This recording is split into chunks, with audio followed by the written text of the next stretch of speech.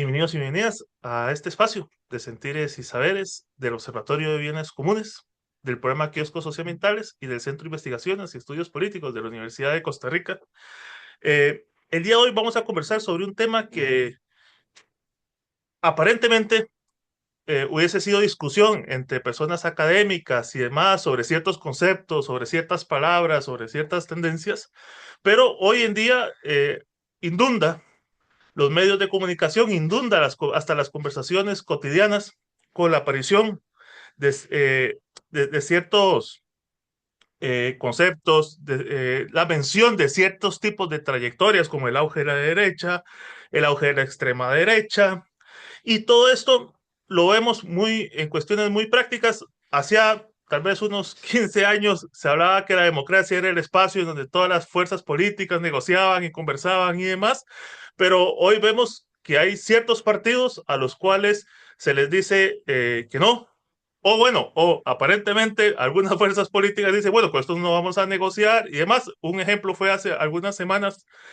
atrás con AfD, digamos, el partido alemán, en donde en principio la mayoría de fuerzas políticas dijeron no vamos a negociar con este. ¿Y cuál es la incógnita o la gran interrogante? Que es la segunda fuerza que gana, digamos, esas elecciones. Entonces hay ciertos elementos de la democracia que parecería hoy habría que repensar, replantear, y justamente por ciertos elementos de estos conceptos que les estábamos conversando, extrema derecha, derecha radical, que hoy están muy, que están apareciendo como si fuera por un asalto. Pero yo no les voy a hablar de nada de esto. Justamente hoy tenemos a un compañero que nos va a ayudar a poder reflexionar sobre esto. Steven Forte, eres profesor de la historia contemporánea en la Universidad Autónoma de Barcelona, miembro del Centro de Estudios sobre Dictaduras y Democracia, que es esta persona que les comento que ha venido estudiando desde perspectivas críticas estos trayectos y que lo más importante tal vez nos ayude, y creo que así es, a que esto no es un asalto, de que esto no es una cuestión que surgió de forma espontánea, sino que hay trayectos con los cuales, reflexionándolo y señalándolos, nos vamos a dar cuenta que sí hay ciertos procesos sociohistóricos que nos llevan a este tipo, digamos, de situaciones. Él ha publicado varios libros, entre ellos hay dos que van a estar como dando vuelta en la conversación, entre otros artículos que él ha escrito. Está Democracias en Extinción, que si, no, si él después me corregirá, creo que lo publicó el año pasado.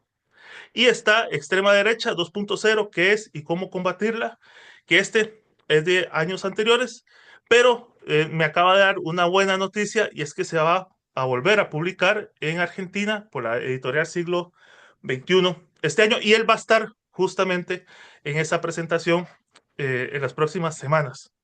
Steven, no te voy a aburrir más ya escuchándome, más bien qué alegría que estés por acá, agradecerte un montón de la generosidad del tiempo, porque tenemos horarios bastante locos, vos estás en el estado español, yo estoy acá en Costa Rica, entonces podrán imaginarse la diferencia horaria, pero antes de entrar a conversar sobre todo esto, si podrías presentarte, porque hay personas que tal vez solo te conocen como, como el profesor, que digamos que está en la universidad, otros te conocerán solamente por los temas que trabajas, la extrema derecha y todo esto, pero si podrías darnos un recorrido sobre quién sos, qué es lo que haces y demás. En primer lugar, buenos días, buenas tardes. Un gusto acompañarte, acompañaros y compartir ese espacio, ¿no?, de reflexión colectiva sobre un tema que nos preocupa mucho, ¿no? Y no solo yo creo a los académicos que trabajamos estos temas. Y sí, yo llevo trabajando en la Universidad Autónoma de Barcelona desde hace algunos años, soy profesor aquí, eh, soy italiano, aunque llevo más de unos 20 años viviendo en España y principalmente en Barcelona.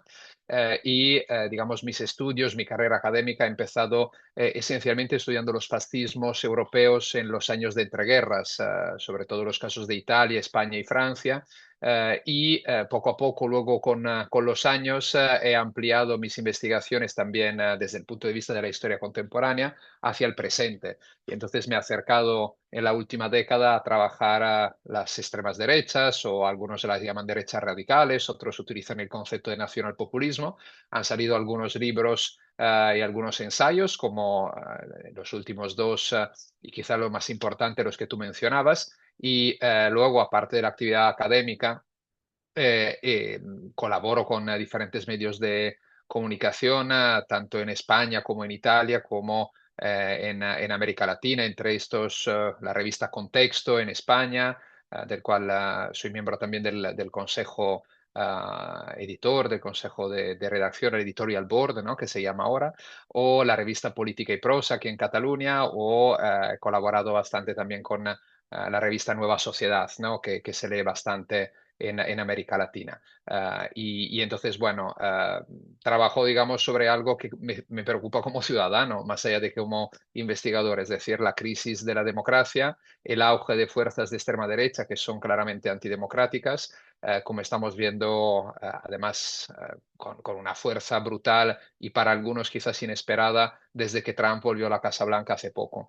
Y entonces, lo que esto nos depara de cara al futuro, intentar también reflexionar, no solo desde la academia, como sociedad civil, en qué podemos hacer para contrastar este avance de fuerzas antidemocráticas y cómo podemos proteger y sobre todo mejorar nuestras democracias. Gracias, Steven. Antes de entrar ya de lleno a todo esto, como este es un, un proceso, fenómenos que están sucediendo en este mar de la información, en este mar de los medios de comunicación, a veces, y más bien diría es la norma, se utilizan ciertos conceptos de forma muy de inmediatez. Es lo primero que se te ocurre, entonces lo tiras. Entonces, quería preguntarte para acercarnos a tus trabajos, para acercarnos a tus reflexiones. eh, Creo que vale la pena tomarnos un tiempo y que nos pudieras tal vez aportar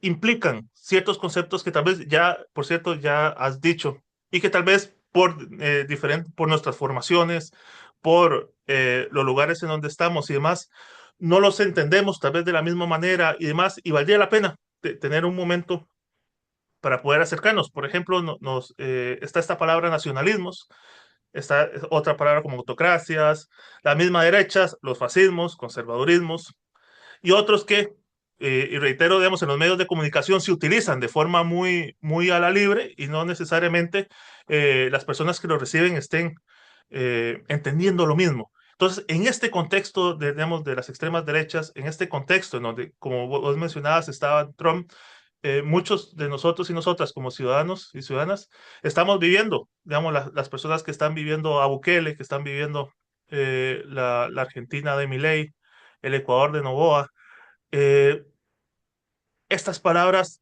¿qué resonancia tienen en este análisis que vos haces? Que nos ayudes como a tener ciertas coordenadas. Sí, bueno, yo creo por un lado que es fundamental, ¿no? Aclararse sobre la utilización de las palabras, de los conceptos. Si no sabemos cómo llamar a un fenómeno político, histórico, sea este contemporáneo del pasado, mal vamos, porque necesitamos una cierta claridad conceptual, ¿no? En general, cuando hablamos de líderes como, ¿no? Los que tú mencionabas, de Trump a Milei, a Bukele, o pensando en Europa, figuras como Giorgia Meloni en Italia, como Santiago Abascal en España, como Marine Le Pen en Francia o Víctor Orbán en Hungría, hay dos grandes términos que vuelven, ¿no? Y aquí empiezo un poco a intentar poner orden en esta confusión terminológica. Uno es el de fascismo y el otro es el de populismo. El término de fascismo, digamos, ha sufrido una inflación semántica, explicaba el historiador británico Roger Griffin, y eso es cierto. Se ha utilizado más bien en las últimas décadas como un insulto sin estar muchas veces conectado con el significado de este término que surge después de la Primera Guerra Mundial en Italia y se expande luego en Europa y no solo en Europa en las décadas siguientes, los años de entreguerras, a partir de un movimiento político, una ideología que tiene unas características, unos elementos nucleares e importantes. Es decir, digamos, la banalización que ha habido del fascismo en los años posteriores al 45 ha llegado en la práctica a detectar el fascismo en cualquier tipo de derecha, con que sea nacionalista y mínimamente radical.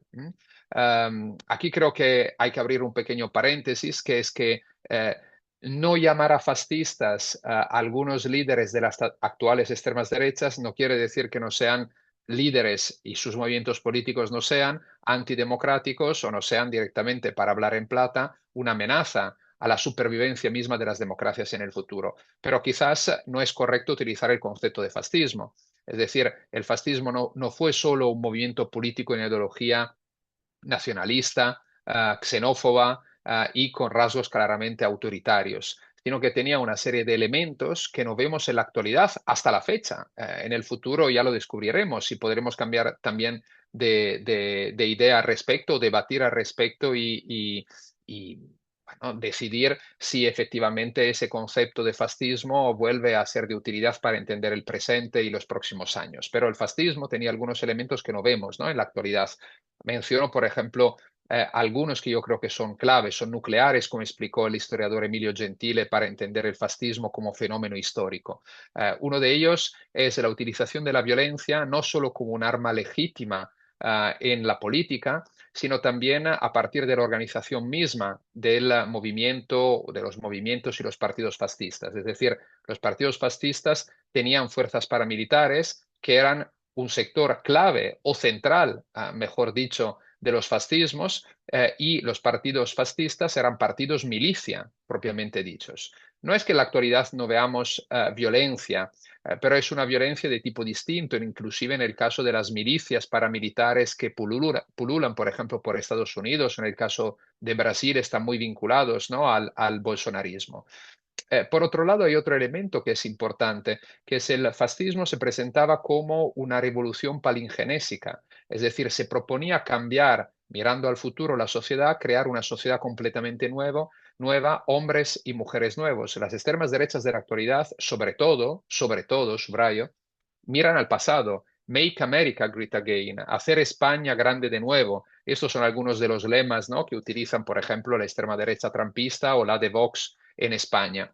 Entonces, hay más bien una mirada hacia un pasado que es idealizado y presentado como una Arcadia feliz y al cual se debería volver, cosa que por otro lado es imposible, como bien sabemos.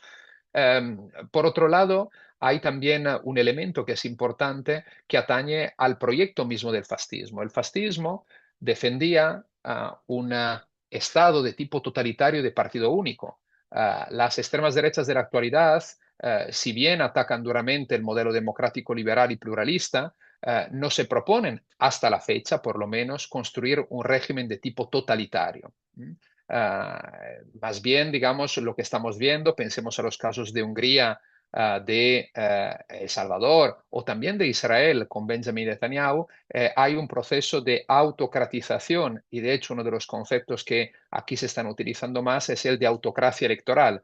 Es decir, Orbán utiliza el concepto de democracia iliberal, que es un oxímoron en buena medida, ¿no? Intenta apropiarse del concepto de democracia, pero lo que vemos es que, digamos, el nuevo sistema instaurado en Hungría o en El Salvador mantiene las parvencias de una democracia liberal, pero se atacan justamente los pilares fundamentales de este modelo, como es el pluralismo informativo, como es la separación de poderes, es decir, la rule of law, más allá de un recorte en derechos que es brutal, sobre todo hacia las minorías o hacia algunos sectores de la población. Entonces, digamos, no es de todos modos un régimen totalitario. Rápidamente, otro elemento importante es otro concepto importante, es el del populismo. Populismo es un término que ha copado las páginas de todos los periódicos en todo el mundo en los últimos 10, 12 años aproximadamente. No cabe duda de que todos estos líderes sean populistas en el sentido de que utilicen las herramientas retóricas del populismo en su manera de hacer política. Pero el populismo no es una ideología desde mi punto de vista, al contrario de lo que algunos especialistas sostienen, porque no hay un corpus doctrinal populista que es compartido. Es un estilo de hacer política, es un lenguaje de la política, ¿no? O es, como dijo Laclau, una lógica, una estrategia de la política. Entonces, estos líderes utilizan las herramientas del populismo, se presentan como líderes populistas, apelan al pueblo, intentan comunicar directamente con el pueblo, pero el concepto de populismo, desde mi punto de vista, es un concepto inútil. Es un cajón desastre en el cual se acaba metiendo todo lo que no encaja con las ideologías tradicionales. Entonces, por esto, y aquí voy cerrando, porque el tema si no podríamos seguir muchísimo y no quiero monopolizarlo con esta primera cuestión, yo propuse de una forma irónica y un poco provocadora de hablar de extremas derechas 2.0. ¿Por cuál razón? Uno, para situar en el espectro ideológico, es decir, en el eje izquierda-derecha, en el sitio que le corresponden a estas formaciones políticas, es decir, en la extrema derecha, porque ellos no aceptan definirse de extrema derecha, se definen conservadores o se definen gente que, digamos, representa el sentido común del pueblo, pero se encuentran las coordenadas ideológicas de su proyecto político, se encuentra en el sitio más lejano en la derecha del eje izquierda-derecha. Por otro lado, el 2.0 que viene a remarcar, por un lado, la diferencia con los fascismos históricos. Eso no quiere decir que en algunos países no haya elementos de continuidad, ¿no? No haya continuidades, pero también hay diferencias, hay rupturas, ha habido cambios después de 1945 en la ideología de unas extremas derechas que son de todos modos heterogéneas y que tienen peculiaridades nacionales. Eh, y el 2.0 también quiere remarcar otra cuestión, que es la importancia de las nuevas tecnologías. Eh, Ahora bien, no tenemos que pensar que las extremas derechas ganen las elecciones solo porque controlan o tienen un gran impacto en las redes sociales, en Internet. Pero desde luego han entendido muy bien, antes y mejor que los demás, las potencialidades de estas nuevas tecnologías y han conseguido a través de ellas difundir y viralizar su discurso político para hacerlo más aceptable para una parte de la población. Es decir, mover la ventana de Overton, es decir, que la ventana de Overton, como quizás también los que nos están oyendo y viendo saben, es una metáfora que en politología, a partir de un politólogo conservador como Joseph Overton, viene a explicar lo que es aceptable decir en un determinado contexto temporal y geográfico, ¿no? Lo que hay dentro de la ventana de Overton es lo aceptable. Bien, la ventana de Overton evidentemente se puede mover y hoy en día algunos discursos que antes eran inaceptables estaban fuera de la ventana de Overton, ahora están dentro. Y eso ha sido uno de los primeros objetivos claves de esas extremas derechas para justamente ser aceptables, ganar la batalla cultural, al menos en parte, y entonces a partir de ahí poderla ganar la batalla política. Y cierro con una última reflexión.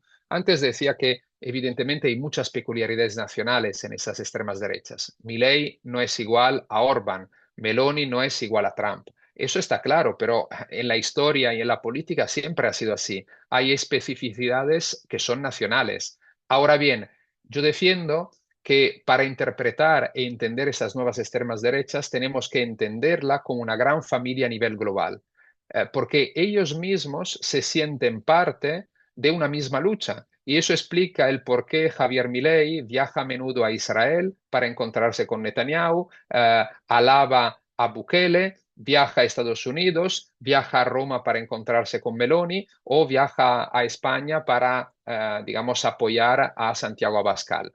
Y este es un caso entre muchos otros, porque al final comparten muchas referencias ideológicas, comparten las mismas a grandes rasgos estrategias políticas y comunicativas para ganar la batalla cultural y conseguir luego ganar elecciones y llegar al poder, y también el modelo de sociedad o de sistema político que defienden, que es el, al fin y al cabo, que mencionaba antes, de la autocracia electoral. Y participan, y aquí cierro de verdad, las mismas redes, ¿no? Ultraconservadoras, ultraderechistas a escala global, que es un tema muy importante, el de las redes, que va mucho más allá de las relaciones entre estos líderes políticos y que todavía es un terreno fértil para estudiar e investigar porque hay muy poco trabajo al respecto. Gracias, Steven. Yo creo que con esta ventana que nos abrís, nos permite, digamos, profundizar de una manera mucho más amplia y mucho más quirúrgica la siguiente pregunta. Hablas, digamos, de unas extremas derechas 2.0, ya más o menos explicaste el por qué, pero quiero seguir como el juego, digamos, de esta metáfora. Y quería preguntarte, tal vez no por extrema derecha 2.0, sino la derecha 1.0. Eh, digamos, ¿qué trayectos vos identificás y más o menos ya nos estás pintando, digamos, con estas redes que se fueron armando y conformando? Pero a nivel de trayecto, lo digo porque me acuerdo hace algunos años atrás, creo que como en el 17, si no me equivoco, 2017, acá todo el tema de todo este posicionamiento de la ideología de género ya era, digamos, un gran tema, pero por otras razones conocí a unas personas, digamos, que venían del Estado español y yo les preguntaba, mira, ¿y ustedes están enfrentando esto de la ideología de género y todo esto? Y me decían, no, nosotros allá no sabemos ni siquiera qué es esto. Entonces, quería preguntarte, ¿cuáles son esos trayectos que tal vez han hecho que esta derecha 1.0 hasta cierto momento parezca hasta progresista a la par de esta 2.0? Digamos, ¿qué movimientos has identificado, digamos, en estos últimos 20 años? Sé que es mucho y esto es demasiado, pero tal vez algunas pistas que vos tengas y demás, porque sí, efectivamente, ya estos discursos de la ideología de género y todo eso, como vos mismo has dicho, ya está prácticamente establecido en todo este espectro, pero no son ideas de que se hayan colocado, digamos, hayan salido espontáneamente, sino a través de todas estas redes han aparecido. Entonces, ¿cuáles han sido tal vez puntos claves?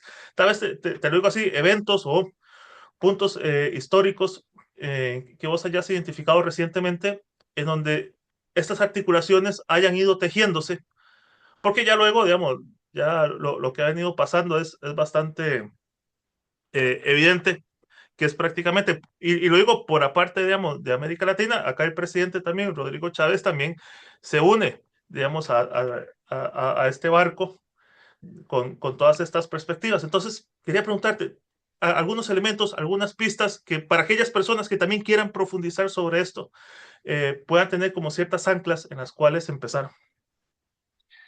Bueno, aquí hay mucha madera, ¿no? Como se suele decir en España, son muchos temas y no es fácil, ¿no? Poderlo resumir, pero algunas pinceladas. Por un lado, evidentemente el fascismo como ideología no murió después de 1945, porque una ideología nunca puede morir, ¿no? En Europa lo que vemos principalmente, yo creo que es una lenta reelaboración y actualización de la ideología fascista a partir de finales de los años 40, que tiene casos, digamos, distintos según también los países y los contextos, y una serie de pensadores que van marcando, ¿no? Esta renovación ideológica y este rearme ideológico, que es muy importante.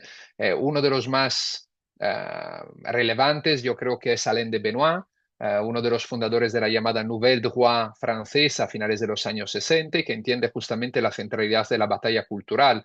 De Benoit empieza, ¿no?, reflexionando a partir de los textos del pensador y político comunista italiano Antonio Gramsci sobre la hegemonía cultural, ¿no? Y lleva a las reflexiones que hacía antes sobre lo de mover la ventana de Overton, para resumirlo mucho. Entonces, por un lado, hay una, si lo miramos a largo plazo, en los últimos 70 años aproximadamente, vemos una actualización de una ideología que había sido derrotada militarmente en el 45 y que intenta adaptarse a los tiempos democráticos. ¿Mm? Eso no quiere decir que se haga democrática, pero sí que se reformula. Parte de Benoit, la Nouvelle Droite, tenemos luego pensadores como Alexander Dugin, tenemos todo, digamos, el entramado que ha sido definido como la alt-right en Estados Unidos, con pensadores que ahora empiezan a nombrarse, ¿no? Pienso, por ejemplo, en Mencius Moldbug, es decir, Curtis Yarvin, ¿no? Que tanta influencia parece tener en figuras como el vicepresidente estadounidense G. Vance o el mismo Elon Musk o Peter Thiel, ¿no? La PayPal Mafia, el sector más radical y antidemocrático de Silicon Valley. Bien, por el otro, pero hay otro movimiento que quizás no se ha estudiado lo suficiente o no se le ha prestado la debida atención, que es la paulatina radicalización a partir de los años 80 de la derecha democrática.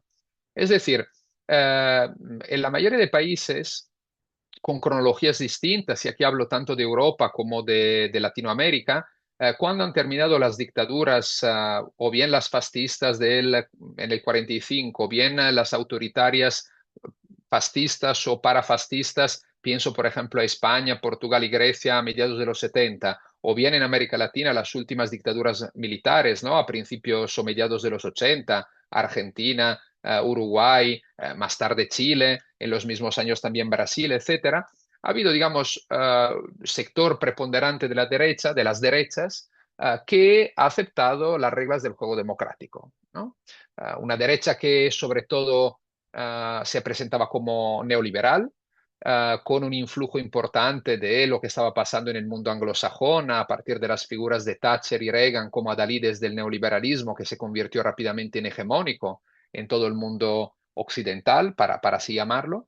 Bien, en los últimos 10, 15, 20 años en algunos casos, hemos visto una deriva cada vez más radicalizada de una parte de los sectores de la derecha democrática, que ha llevado en la actualidad a lo que es una colaboración, a veces incómoda, pero eficaz, como explicó para los tiempos de entreguerras el historiador Robert Paxton. Él hablaba de los fascismos y de las élites tradicionales. Ahora vemos, ¿no?, ese compromiso, ¿no?, esa colaboración entre las extremas derechas, en algunos casos postfascistas, en otros con otra, digamos, recorrido, pero que siempre se han situado en el extremo derecho del eje ideológico, con en cambio una derecha que a veces se presentaba como centro derecha, que defendía defender la democracia, etcétera, etcétera, que en cambio se ha radicalizado y ha llegado a colaborar con ellas. Y entonces aquí me conecto con algo que tú mencionabas, por ejemplo, el tema de la mal llamada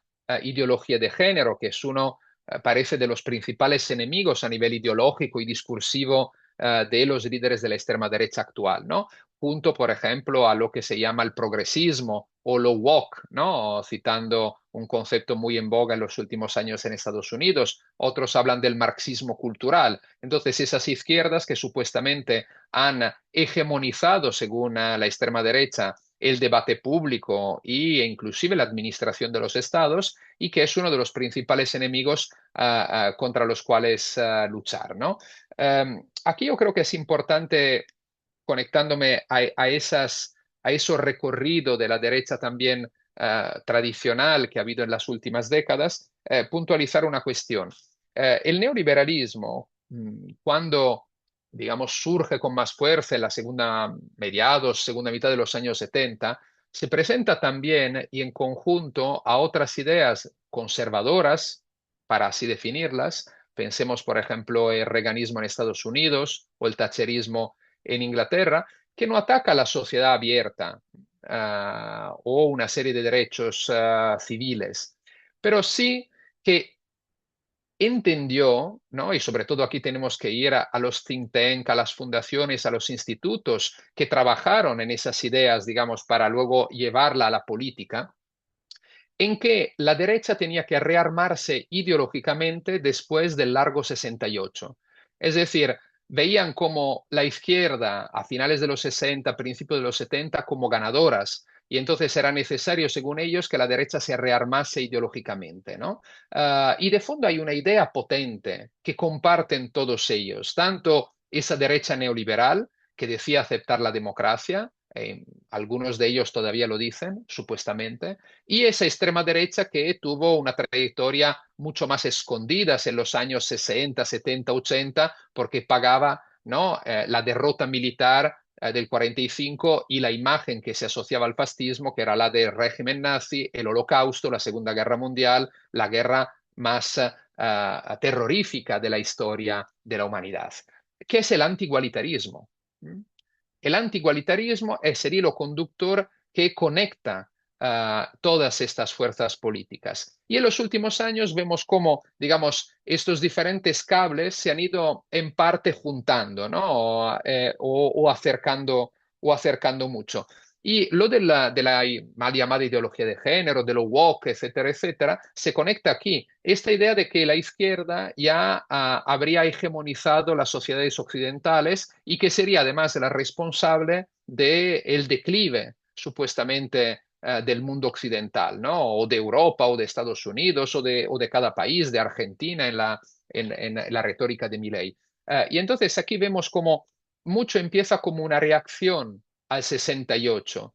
En Estados Unidos, y aquí cierro, recordemos que algunos de los grandes think tank conservadores que hoy en día tienen una importancia clave también en el trumpismo, como la Heritage Foundation, la Fundación Heritage, o la CPAC, la Conferencia Política de Acción Conservadora, o la misma Unión Conservadora Americana, que es la que organiza la CPAC, se fundaron todos a principios de los años 70, justamente para rearmar ideológicamente a los republicanos en Estados Unidos frente al movimiento en favor de los derechos civiles, a la nueva izquierda, a lo que en general denominamos el largo 68. Entonces yo creo que esto, para intentar poner las luces largas de la mirada histórica, ¿no?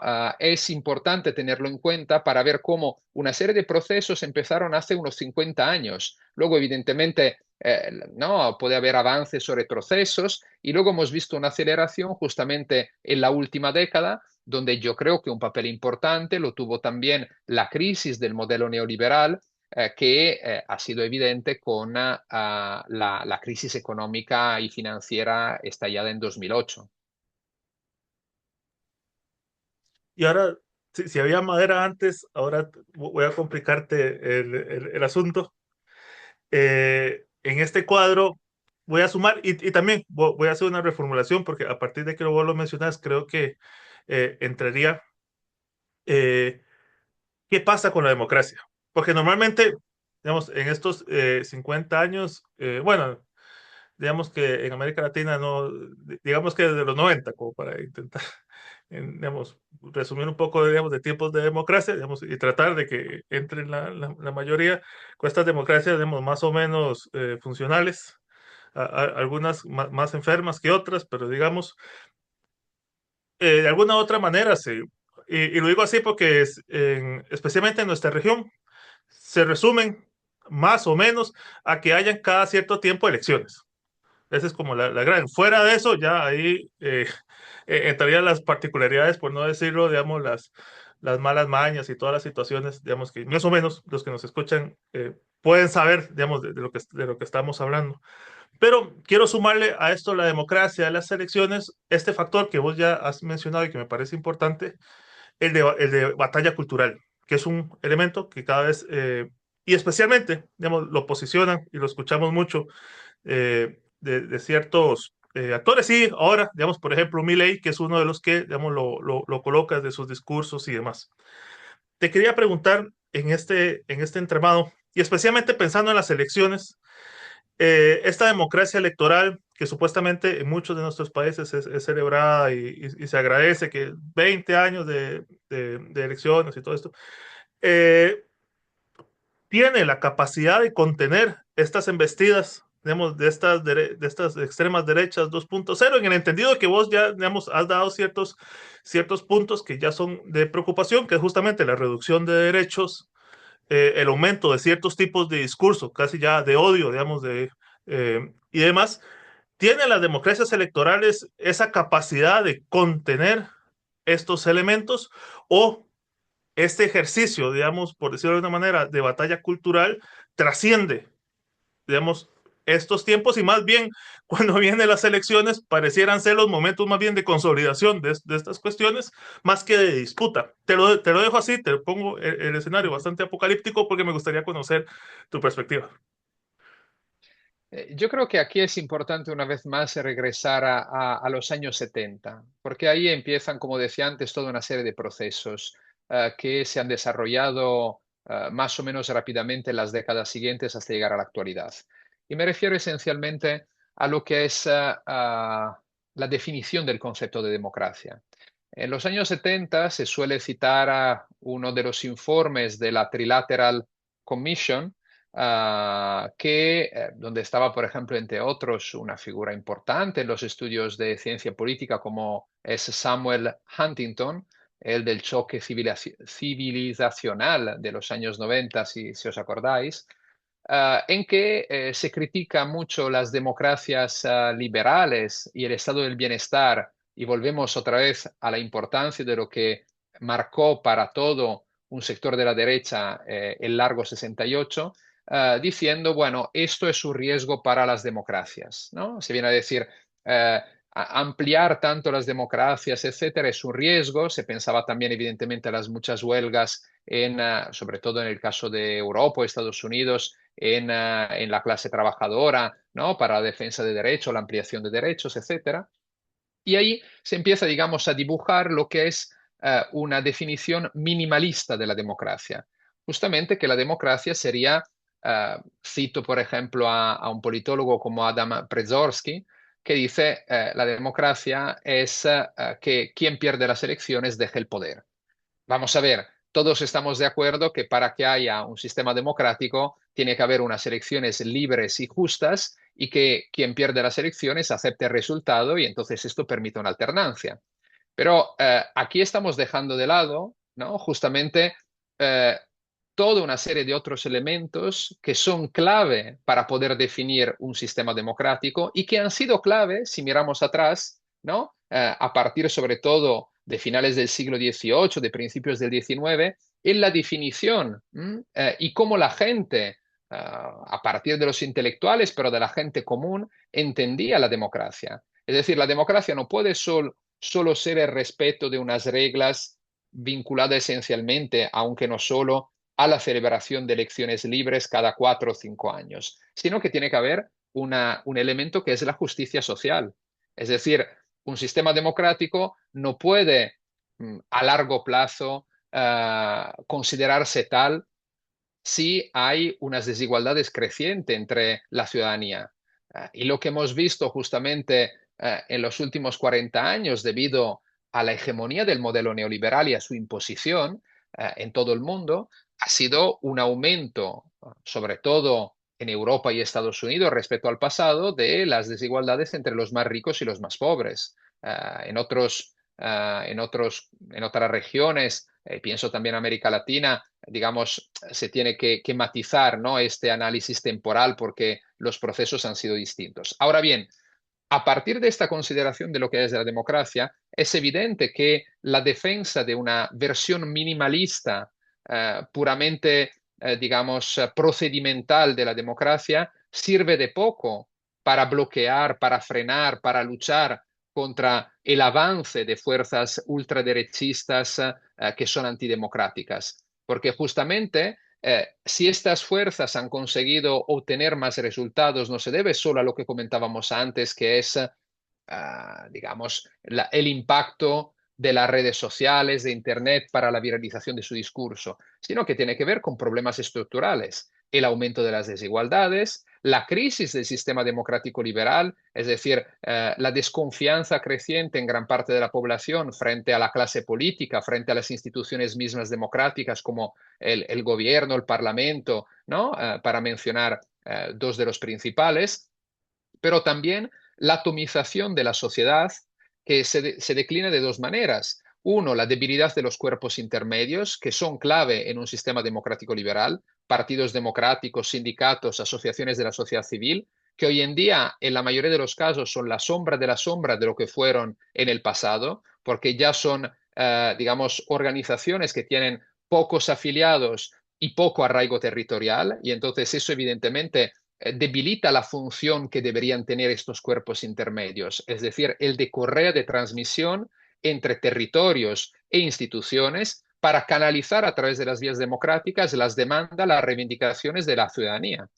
Y por otro lado, atomización en el sentido también de que, fruto justamente del modelo económico neoliberal y del imaginario y las subjetividades que crea el neoliberalismo y también del impacto de las nuevas tecnologías, unas sociedades cada vez más atomizadas, deshilachadas, individualistas, y esto evidentemente es un problema si pensamos que la democracia liberal debería ser al menos en su visión utópica, no solo justa socialmente, y donde las desigualdades deberían ser las menores posibles, sino también una democracia participativa, donde la ciudadanía participa de la toma de decisiones y no solo cada 4 años o 5 cuando hay unas elecciones. Entonces, ¿a qué voy?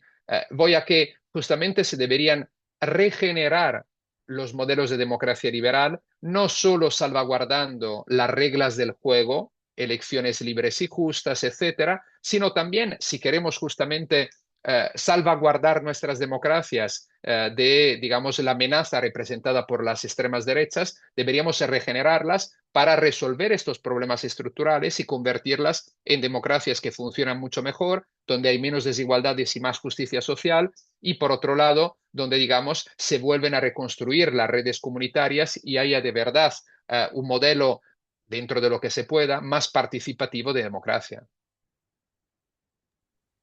Quiero aprovechar esta parte porque me das pie para hacerte otra pregunta y es justamente en este ejercicio y en estos trayectos y pensando más allá, digamos, de estas reglas, digamos, de esta democracia formal, por decirlo de alguna manera, hay un actor o actores que vos mencionás en tu libro que son los think tanks.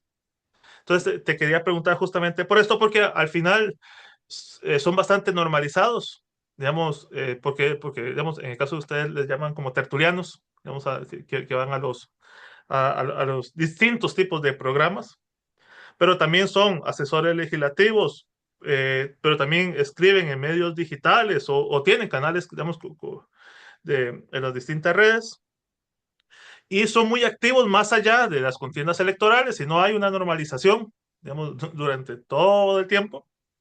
Entonces, quería preguntarte si pudieras darnos algunos pincelazos de la reflexión, porque justamente parte de esta entrevista es invitar a las personas a que vayan a tu libro, pero que nos des unas pinceladas de este mundo, los think tanks, porque son, cuando se hila, pertenecen a cierto tipo de fundaciones, a cierto tipo de instituciones, que esas instituciones tienen financiamiento, digamos, y se hace toda una, digamos, toda una seguidilla, todo un camino tienen, pero al mismo tiempo no solo son estas personas que de alguna u otra manera que están en toda su libertad para poder hacer esto, sino también se vuelven puertas giratorias porque pasan viajando entre medios de comunicación a partidos políticos, de partidos a instituciones y así van moviéndose. ¿Cómo es este mundo? Digamos, si nos pudieras dar un pequeño acercamiento, porque además a veces nos centramos mucho en las figuras políticas. Bueno, Milei es un ejemplo, digamos, de estas puertas giratorias, pero nos centramos mucho a veces en las figuras políticas y no en toda esta tramoya que hay de todas estos think tanks que están ahí colocando ideas, colocando ciertos tipos de pensamiento y creando agendas fuera, digamos, de los parlamentos y demás. Sí, yo creo que es importante de todos modos aclarar que think tank, instituto y fundaciones no son de por sí malas para un sistema democrático. Ahora, depende cómo actúan,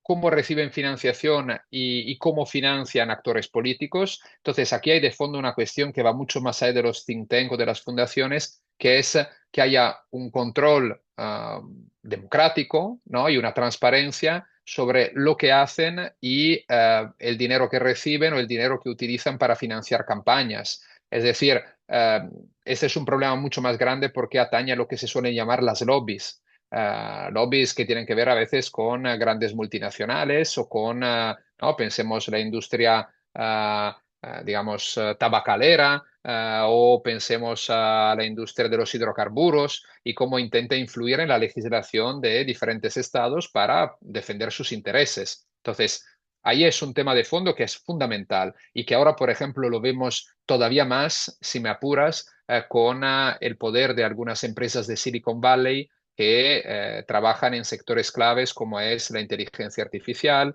el espacio, los coches eléctricos. Pienso, por ejemplo, a la figura de Elon Musk y sus empresas, o que controlan el mismo Elon Musk o Mark Zuckerberg, digamos, plataformas digitales que ofrecen un servicio público y sobre lo cual, digamos, hay muy poca transparencia, para utilizar un eufemismo. Entonces, yo creo que aquí es una cuestión. Una democracia puede funcionar bien si hay un control democrático, una supervisión democrática digamos, los lobbies, los think tank que influyen en la política, los organismos que influyen en la política y que haya transparencia al respecto.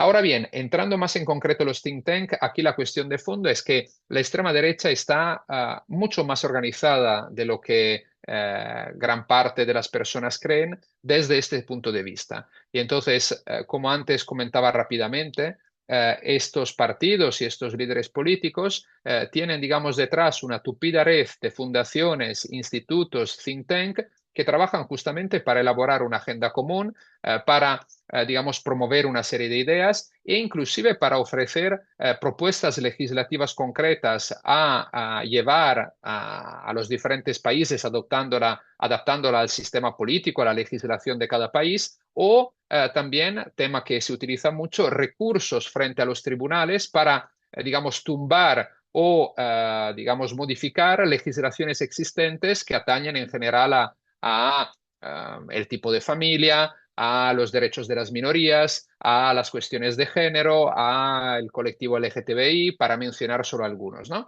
Entonces, claro, aquí detrás, digamos, tenemos un entramado muy amplio, entre los cuales, digamos, entran, digamos, organismos, organizaciones que se habían creado sobre todo con el rearme ideológico de la derecha en los años 70 que mencionaba antes y vinculado sobre todo a los ideales neoliberales, como en Estados Unidos las citadas Fundación Heritage o la Conferencia Política de Acción Conservadora, que hoy en día, ¿no? En los últimos 10 años no solo se organiza cada año en Estados Unidos como una especie de la cumbre principal del Partido Republicano, hoy en día completamente trampizado, sino que tiene franquicias, sedes y entonces redes también en Brasil, en Argentina, en México, en Hungría, en Australia, en Corea del Sur, en Japón, para mencionar los países donde ya tiene sedes y posiblemente en el futuro la tendrá también en Italia, ya que hay tanteos con el gobierno de Meloni al respecto.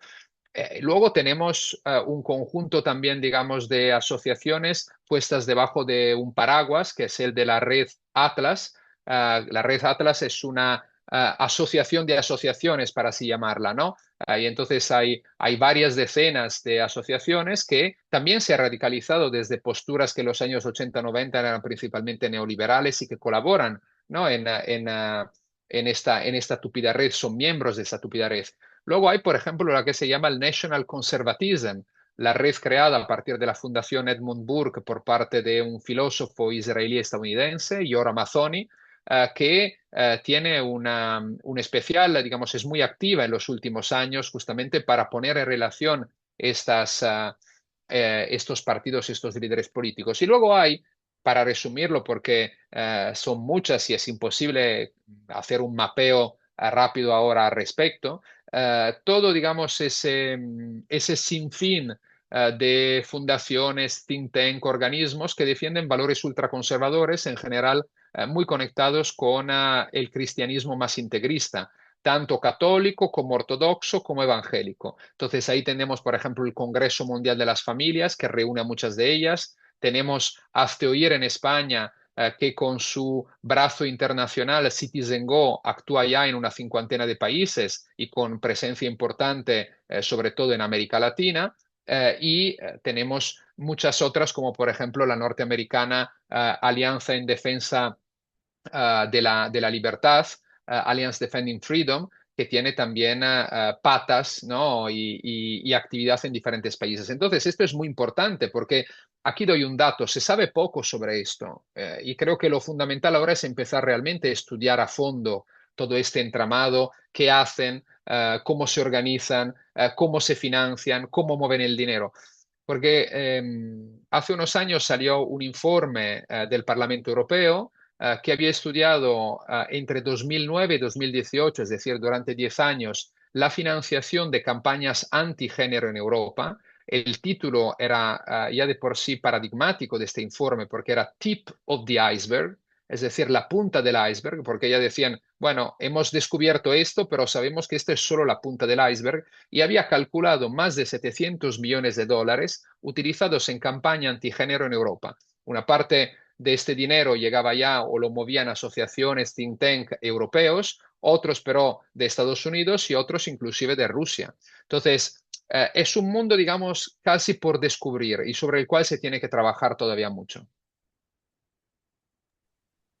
Quería aprovecharte, ya que estamos de cada lado del océano, para preguntarte un poco más tu perspectiva académica, pero también como ciudadano. Eh, ¿Qué está pasando en Europa en estos momentos? ¿Cuál es la lectura que estás teniendo de los fenómenos que están sucediendo? Porque, digamos, de este lado tenemos, aquí muy cerca de Costa Rica, tenemos a Bukele, digamos, con un estado de excepción, ya que es la norma, que promociona su país casi como una cárcel paradisíaca para contener a las personas. Milei, destrucción de derechos y reducción, digamos, del Estado a como quiera. Pero en Europa, y te lo digo porque voy a decir algo que no es así, pero por prejuicio creo que funciona perfectamente. Eh, Cuando se decía Europa, se decía, no, bueno, países desarrollados, países que ya han logrado superar, digamos, ciertas cuestiones, ¿qué problemas van a tener? Más bien, ¿qué hacen con su tiempo libre? Es la gran pregunta. Entonces, quería preguntarte esto, ya, digamos, para ir amarrando un poco todo esto que estamos reflexionando, esto que, digamos, ¿qué expresiones está teniendo en Europa todas estas grandes tensiones que vos nos has contado? Igualmente, como siempre, ciertos punteos y demás, porque sé que es bastante injusto, son veintitantos países, entonces, pues, evidentemente, imposible. Pero justamente que se nos pueda dar unas pinceladas pensando en aquellas personas que les gustaría profundizar algunos elementos. Bueno, por un lado, aquí hay que decir que la extrema derecha ha empezado, digamos, a avanzar electoralmente en algunos países ya en los años 80. Es decir, entonces se tienen que poner las luces largas y mirar atrás. El Frente Nacional de Jean-Marie Le Pen en Francia empezó a tener sus éxitos electorales en 1984-86 y a partir de ahí se ha mantenido siempre en el sistema de partidos francés con representación parlamentaria en todos los niveles. En Italia algo parecido, para mencionar dos casos, o en Bélgica también, ¿no?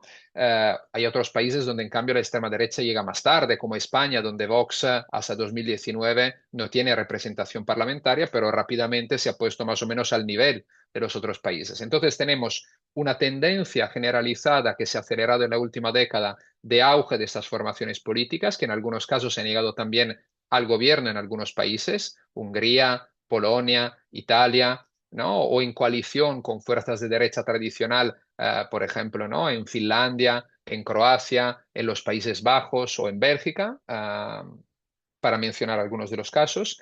Y yo creo que aquí un dato que lo explica muy bien son las elecciones al Parlamento Europeo. En 1984, las segundas elecciones al Parlamento Europeo, los partidos de extrema derecha de todo el continente, de los países miembros en aquel entonces, sumaban alrededor del 4% de los votos. En 2024, las últimas elecciones europeas, 40 años después, han sumado más del 25% de los votos. Esto nos da una idea, digamos, panorámica a nivel europeo de cómo han cambiado, ¿no?, las cosas. Eh, Esto además se conecta con lo que comentaba antes, y aquí es el segundo elemento, ¿no? Tú decías, ¿cómo puede ser que países desarrollados, etcétera? Justamente porque ha habido, yo diría, sobre todo por el impacto del modelo económico neoliberal, las políticas austeritarias, un aumento de las desigualdades, y esto ha creado, desde luego, ¿no?, rabia, frustración en parte de la población, sobre todo en clase trabajadora y en clase media. La clase media se ha achicado, el estado del bienestar se ha debilitado y eso evidentemente tiene una recaída en la vida cotidiana de las personas, la calidad de la sanidad, la calidad de la educación, ¿no?, los servicios públicos que ofrece el Estado. Por otro lado, ha habido también otro fenómeno que en inglés se suele llamar cultural backlash, reacción cultural, frente no solo al fenómeno de la inmigración, que ha ido aumentando en las últimas décadas en la mayoría de países europeos, también en Estados Unidos, sino también frente a los cambios que han vivido nuestras sociedades con, digamos, nuevos derechos que se han conquistado, como por ejemplo los relativos a la igualdad de género o al colectivo LGTBI, por ejemplo, ¿no? O ya antes el aborto. Y entonces, bueno, hay sectores que han visto con recelo estos cambios y la extrema derecha ahí ha entendido que tenía que explotar esos temas, esas cuestiones, para intentar, digamos, canalizar la insatisfacción de algunos sectores de la población y capitalizarla políticamente. Y luego hay todo lo que también comentábamos sobre los problemas de funcionamiento, el mal funcionamiento o el peor funcionamiento de los sistemas democráticos liberales, ¿no? Entonces, esto explica el porqué de este auge. Ahora bien, aquí la cuestión que nos ponemos frente también a lo que lo que está ocurriendo en el mundo es qué pasará en el futuro. Yo creo, por un lado, que si no, como decía antes, vamos a intentar solucionar los problemas estructurales que explican el auge de estas formaciones políticas también en Europa, difícilmente la extrema derecha desaparecerá como ha aparecido. Es decir, seguirá ahí, podrá ganar unas elecciones o llegar tercera, podrá tener subidas y bajadas según lo que hagan los dirigentes de ese partido en un determinado país y lo que hagan los otros frente a ellos. Pero bueno, pero no va a desaparecer. Hago aquí un ejemplo en Austria. La extrema derecha tiene resultados muy importantes desde la segunda mitad de los años 80, ¿no? Ha llegado en dos ocasiones, perdón, al gobierno, a principios del milenio y en 2017 y 19. Después de haber estado en el milenio, ha pasado del 20 y pico por ciento de los votos a el 12, 15%. Y la gente decía, bueno, ahora va a desaparecer porque la gente se ha dado cuenta que no saben gobernar o que son unos incapaces. Bueno, al cabo de 5 o 6 años, otra vez volvía a superar el 20% de los votos como en la actualidad. Es decir, o vamos a los problemas estructurales o la extrema derecha seguirá aquí. Es decir, tenemos que dar respuestas a las demandas y la insatisfacción de la ciudadanía por parte de los partidos democráticos y de las instituciones de las democracias liberales. Última cuestión, ¿qué va a pasar ahora teniendo en cuenta el panorama internacional? Es decir, lo que está cambiando debido a la segunda presidencia de Trump, el orden liberal internacional al cual Trump le ha dado, digamos, parece el golpe de gracia, el orden que se ha creado después de 1945 basado en el multilateralismo, si bien mejorable, si bien con cosas muy mal hechas o atropellos realmente democráticos que hemos visto en las últimas décadas, pero al menos existía, ¿no?, esa voluntad de crear una orden, digamos, global desde el punto de vista del liberalismo. Bueno, y por otro lado, también las políticas arancelarias de Trump que van a golpear en esta lógica también las relaciones, digamos, euroatlánticas. Y entonces ahora estamos viendo justamente la reacción de la Comisión Europea, digamos, que es aparte, en parte titubeante, en parte que está jugando casi solo con una política de rearme, la cual no me parece desde luego la solución mejor para intentar hacer frente ni a los Estados Unidos de Trump, ni al auge de las extremas derechas a nivel global, porque un discurso, digamos, donde el militarismo cobra otra vez protagonismo es un terreno abonado para las ideas de extrema derecha. Más allá de que la extrema derecha europea ahora, y aquí no abro esta cuestión, se encuentra en una situación de cierta dificultad o incomodidad frente a las políticas que está aplicando Trump, porque ¿cómo puedes definirte nacionalista y querer el bien de tu país cuando y al mismo tiempo considerarte trumpista o aliado de Trump cuando la política arancelaria de Estados Unidos es un ataque a la producción y a las exportaciones de tu país? Pero bueno, esta es una cosa muy de coyuntura. De fondo, pero yo creo que la única solución que tiene la Unión Europea es tener una postura clara frente a la defensa de la democracia, que se está debilitando también en Europa, en algunos Estados miembros, como sabemos, y en algunas decisiones que estamos viendo está tomando también la Comisión Europea, por ejemplo, en el tema de la población de origen migrante y de los refugiados, y fortalecer el proceso de integración europea. Y Europa tiene que sobre todo mirar a lo que se llama el sur global, fortaleciendo lazos con otros países, en primer lugar, por ejemplo, América Latina, justamente para, digamos, contrarrestar esa oleada autoritaria que tiene hoy en día en la Casa Blanca uno de sus principales y más poderosos miembros. Ya casi terminamos porque sé que evidentemente tienes otras cosas que hacer, además de hablar conmigo, pero voy a aprovechar tu faceta de, de profesor, de docente, Y las últimas dos preguntas van a estar muy orientadas a eso, y especialmente provocándote un juego de creatividad para ver qué tal nos va. Entonces, tu libro tiene dentro del título una frase muy potente que es extinción de la democracia. Entonces, para aquellos, y espero que los compañeros y compañeras estudiantes estén llegando a estos minutos, quería preguntarte, a veces cuando uno está estudiando y todo esto, dice, el índice de la democracia, entonces, y te dan un montón ¿cómo se llama?, de variables las cuales se miden y todo eso. Esto es un juego, evidentemente, pero si yo te pidiera este índice de de la extinción de la democracia, ¿cuáles serían esas variables que los estudiantes y todas las personas, evidentemente, preocupadas por esto, deberían darle como seguimiento en sus sociedades, en sus países o en sus regiones? Bueno, yo creo que hay tres grandes ámbitos, ¿no?, que son fundamentales. Uno es lo que se suele llamar la rule of law, es decir, si no hay separación de poderes y respeto del Estado de Derecho, evidentemente es muy difícil, si no imposible, poder considerar democrático un sistema político.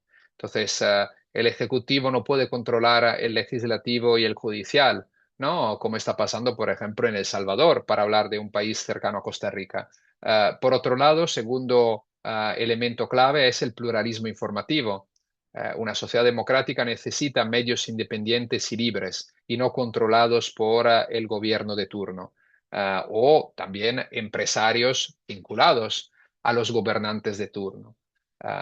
Y aquí podríamos abrir toda la cuestión de Elon Musk, la antigua Twitter y el influjo que tienen las redes sociales, que son medios de información para una gran parte de la población en la actualidad.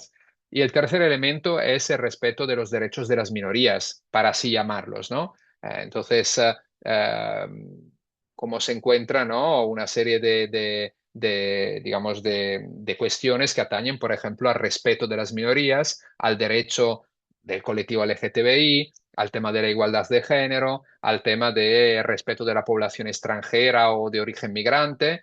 Yo creo que estos tres son los bloques más importantes que se tienen que seguir, porque además es donde los gobiernos autocráticos de la actualidad han actuado en contra, ¿no?, de esto en los últimos años, ¿no? Entonces, si miramos a Bukele o miramos a Orbán en Hungría, es ahí donde vemos que se han movido pasos agigantados y de una forma muy rápida en ambos países, una vez que Bukele ha llegado al poder en 2019 y Orbán lo hizo en 2010, se ha actuado para mantenerse en el poder y transformar una democracia liberal, si bien con muchas privaciones, ausencias, cosas mejorables, en un sistema autocrático tout court.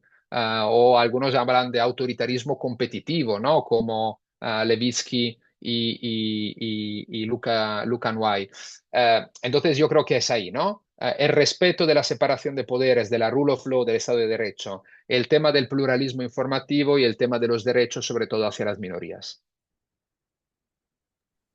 Y ahora sí, lo prometido, la última, eh, como conversábamos en nuestros intercambios y más, este intenta ser un espacio dialógico, más allá de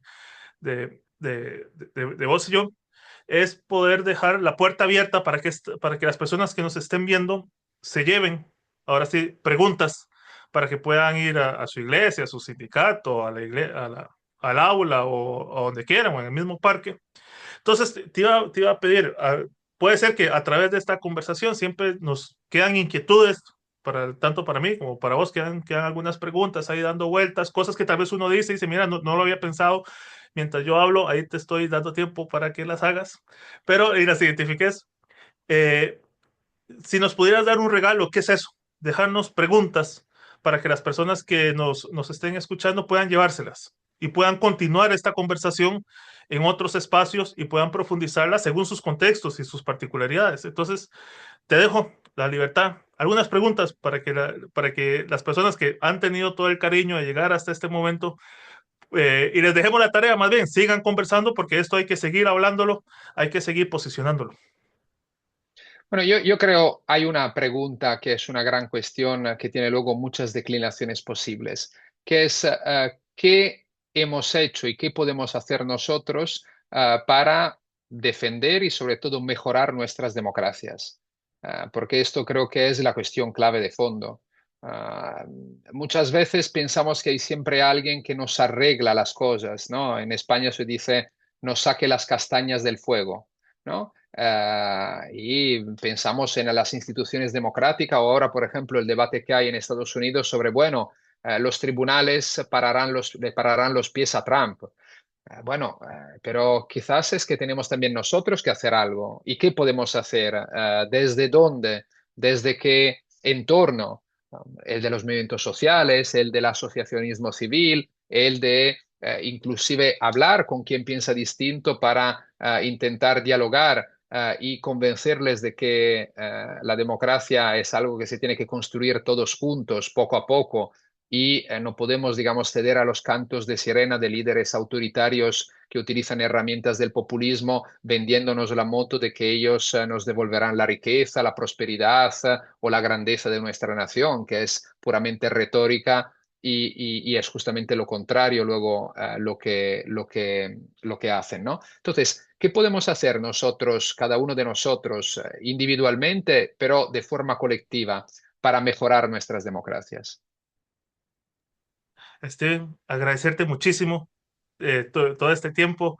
Recordarle a las personas de que se estará presentando en Argentina en las próximas semanas una reedición de su libro Democracias eh, Extremas Derechas 2.0 y que invitarles a que puedan asistir si nuestros videos llegan allá a Argentina, que espero que eso sea parte de la cobertura que tenemos, del público que tengamos, que por favor asistan. Ya aquí tienen una primera pincelada de su pensamiento, de sus reflexiones. Y Steven, más bien agradecerte montones, la verdad, por tu generosidad. Desde que me comuniqué con vos desde el primer momento, siempre estuviste, digamos, con esa gran apertura, ese gran cariño para poder hacer este espacio. Te lo agradezco montones y espero que poder seguir conversando con vos en otros momentos, en otros espacios para poder seguir posicionando estas reflexiones y ir encontrando otras vetas a esta pregunta muy importante que nos has dejado, que es, al final, ¿qué estamos haciendo mientras pasa lo que pasa? Muchísimas gracias, Steve. Gracias a ti, Luisa, un gusto, gracias a ti por el interés y ojalá sí que haya otros momentos en el futuro para seguir, ¿no? Pensando colectivamente en qué podemos hacer para mejorar el mundo en el cual vivimos. Hasta la vista.